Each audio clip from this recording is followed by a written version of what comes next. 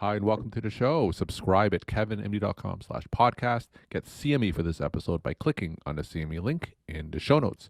Today, we welcome Alice Lee. She's an emergency physician. Her KevinMD article is titled The Rising Threat of Lung Cancer in Asian American Female Non-Smokers. Alice, welcome to the show. Thank you, Kevin. I'm so honored to be here. So I think your article talks about your story, so let's start there. Share your story and journey to where you are today.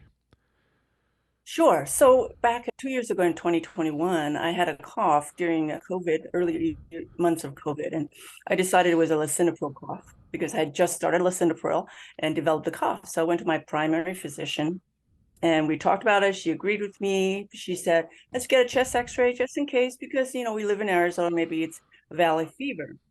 So I didn't really think much of it. Changed my medicine to olmesartan, and my cough went away after a few weeks. But then I get a call after my chest x-ray, and my doctor says, there's a spot that's suspicious. And I'm like, oh, really? So we go through the whole process, including a needle biopsy. And when I was called, the voice on the other side said, it's adenocarcinoma. I was so shocked. I mean, I was completely unexpecting it because I didn't think it could be lung cancer. I've never ever smoked. I didn't really grow up in a smoking family. My dad did smoke earlier when I was a child, but he quit when I was a child. So it was a completely shocking diagnosis. And I thought, there's just no way I could have lung cancer. So I dived into it. And it turns out there's this small, very unknown, peculiar cohort of lung cancer patients, which are in never smoking or never smoker Asian American females. And that's me. So then, long story short, I did have a right upper lobe lobectomy back in 2021. In fact, almost exactly 2 years, Memorial Day weekend. And I was really fortunate. I only had the right upper lobe resected. All the lymph nodes intra-op were negative. And I discovered there's a unique genetic mutation that's commonly found in the non-smoker lung cancers. So my oncologist sent my thoracic surgeon, my oncologist recommended I send my lesion for genetic testing. Mm-hmm. And it turned out to be one of the more common EGFR mutations, genetic mutations that actually had targeted therapy. In fact, in 2020, the FDA had just approved Tagrisso for early stage non-small cell lung cancer.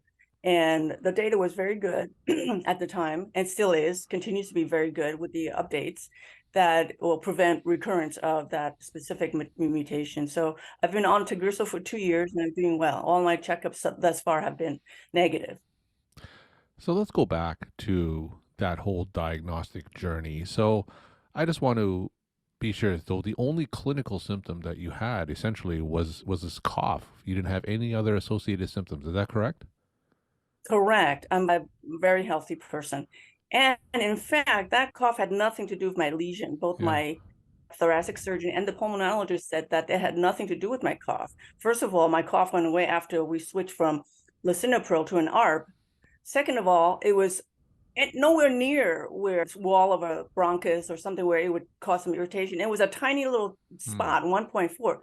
So my opinion is that it was, divine intervention. I'm a Christian, and so I feel that very strongly. But also, if you look at the statistics, most non-small cell lung cancers in non-smokers actually are discovered incidentally. So for me, it was really exactly what happened. It was an incidental cough. We had to agree it was a lisinopril cough, and then because my primary doctor was thorough, she wanted to get a chest x-ray in case it was valley fever, since I live in Arizona. Yeah. And that's how we discovered it incidentally. Now, if you didn't have the incidental chest imaging that found the cancer, what's the natural disease progression of this? So naturally, unfortunately, most of the non-smoker, non-small cell lung cancers are detected at stage 3 or 4. And in my article, I linked 2 studies that are occurring currently to study the etiology of these peculiar cancers in the non-smoking Asian American females. And one of the links will also highlight a very tragic story of a really very potentially successful OBGYN resident who was diagnosed with late stage, and it's very tragic. Now, what are the current recommendations when it comes to lung cancer screening? And is there any specific recommendations to screening this particular Asian American cohort that you talk about? Yeah, that's a great question. And this is where we really have to get better at it. So the U.S. Preventative Task Force does recommend regular screening for smokers. These are low dose radiation CTs. But for the non-smokers, it's a very small percentage of the total numbers of lung cancers per year. There is no such recommendation.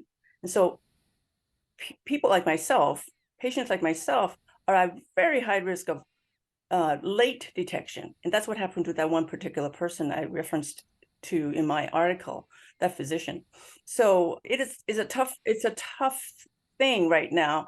We really need to get more information, more data through different studies in order to garner the argument to also recommend non-smokers get screened for lung cancer, especially in the NHPI population, because we have such a high percentage of non-smokers in our population get lung cancer. Tell us about the genetic predisposition of something like this. For instance, in your family history, any history of any lung issues, lung cancer in your family? So no, and there's very little knowledge about genetic predisposition. There's some theories of what would increase your chance as an NHPI person to have lung cancer, but there's very little knowledge about exactly what's going on. We think maybe radon, we think maybe long-term exposure to, let's say, cooking oils, but there's really very little data to confirm what the causes are for non-smoker cancers. Now, in your case, it was your cough that precipitated this chest x-ray. Tell us what other That's right. symptoms should people look out for that would bring them to a doctor's office, perhaps for some chest imaging? So typically the symptoms of a possible lung cancer in a smoker or a non-smoker, actually, but because most lung cancers are in smokers, are a persistent cough, some chest pain in the lung, especially if it's sharp and stabbing, especially if the pain is more noticeable if you take a deep breath, or coughing. Shortness of breath can be, or noticeably worsening shortness of breath more than the normal can be a symptom of a possible lung cancer. Now, you're an emergency physician. Tell us how about Yes. this journey, from the surprising diagnosis all the way to remission. How has that changed you as a physician? I think that's a great question, Kevin. One of the first things I actually really learned was that we can be even kinder. I've always felt that I've been a very nice doctor, and very kind doctor. But when you're on this side of things, when you're on the receiving side of services and healthcare workers, you sense the little things that make a difference, the kind gestures that are made by the staff. Like, I had a tremendous amount of pain because of the thoracotomy, but they were very kind and just every step along the way try to minimize the amount of pain I was suffering. They tried, I had a chest tube, I had a catheter and all this stuff, and they were just really helpful. So I've always been very, very independent, and I always feel like I can do everything myself, right? Lots of female physicians feel that way about themselves, very, very strong and independent. But I think that we miss along the way the little kindnesses that cushion our suffering, if you will. So the little kindnesses that I noticed, I thought, wow, I can actually be even more kind and even nicer, just little things, and I thought that was a great lesson for me personally. I also felt through the whole experience that my faith in God carried me through the whole thing. And that's, for me, the only way really I could be carried through all the anxiety and fear that comes with it. But that's also another point. I really sympathize with this experience, what fear in a patient really feels like, and anxiety, because so many of us, especially women that are high achieving, just are strong women and tough-minded, and you don't tend to be easily subject to anxiety or fear, right? For me, that sense of uncertainty and fear was more real. And I thought, wow, this is how my patients really feel. And for me, the way I handled it may be different from other people's, but the way I handle all the fear and anxiety was my faith in the Lord. So I just felt more sort of, I thought that was a great lesson for me as a physician, is to really understand the subjective side of the patient when going through a cancer struggle. So you mentioned that your cancer is in remission. You're taking Tagrisso, which is that targeted therapy for patients in your cohort. What's the long-term Right. outlook? Do you have to have periodic imaging of your chest? Are you going to be on this medication lifelong? Tell us in terms of what the treatment course is currently for you. Sure. So the original study was performed on patients for 3 years, meaning that they took the Tagrisso for 3 years. These patients who are early stage non-small cell cancer with EGFR mutation. So the data comes from that, and I will need to be on the Tagrisso for 3 years, mostly because that's what the study protocol was. So I'll be on for 3 years. I'm 2 years into it. And then the data is very good. The survival, disease survival, and all-cause survival is high in the 90s or more. So I believe, I think that was the latest data that just came out. So after my 3 years, you expect theoretically not to have recurrence, but I do have to say, anybody with a cancer diagnosis, especially as a physician, I think you're just aware of this, which is you just never lose that sense in the back of your head that it might come back. But regardless of what, modern science says, in fact, cancer therapy has gone through a revolution, right, Kevin? I don't know if you probably are aware that cancer therapy has gone leaps and bounds in the past 10 years, right? Immunotherapy, target therapy, T therapy. So despite all of that advancement, I still have this little thought in my head, well, you just don't know, right? So anyway, that's the anticipated course, is to finish the Tagrisso, and then there's no ongoing treatment. I have been getting CT scans every 4 to 6 months, and I would imagine that'll be less frequent after the Tagrisso is completed. So as you reflect on your journey, is there anything that you wish you could have done differently? No, because it was really an incidental finding. So I'm grateful. I'm very, very grateful that it turned out the way it did. And how are you doing today? Are you back practicing in the emergency department? Yeah. So one of your possible topics is what am I passionate about these days. So I am really getting into international medicine. So I went part-time in terms of my clinical work, but just really interested in giving back, if you will, paying it forward. I've been an emergency physician for 30 years in a high acuity geriatrics ER, right? So I feel like I have a trove of experience and knowledge and wisdom. It would be just a shame to let it go and not give it back to people. So I've been teaching at the medical school for about 6 years. I had a video blog, educational blog with emergency medicine news for about 4 years until my cancer. And so I am participating in a couple international trips. I went to Mexico just this weekend with medical students, and we served at a couple of low resource clinics for the poor. And then last year, I went with a Christian Medical Dental Association, CMDA National. They have a medical education section.